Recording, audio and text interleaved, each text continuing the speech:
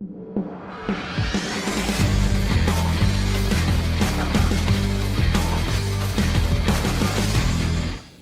all familiar with the term Control-Alt-Delete. It's the clever way to restart many computers that have locked up due to a software crash. In fact, it's so commonly known that it's become a common phrase whenever we need to start just about anything over.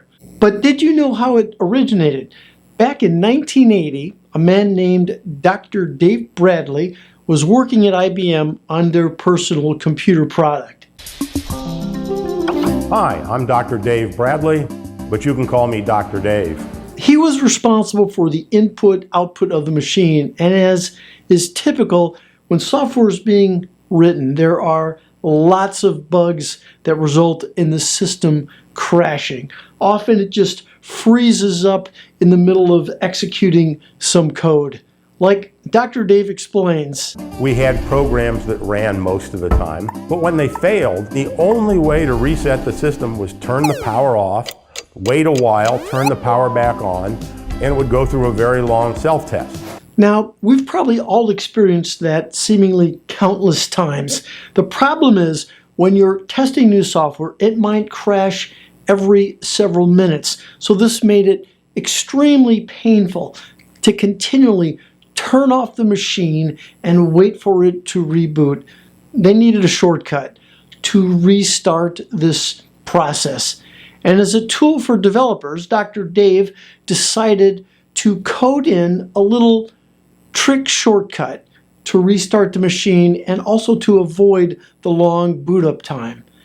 He considered putting a reset button on the machine, but he realized that would likely result in the button being hit accidentally, which would be really bad, as it would cause users to lose all of their work.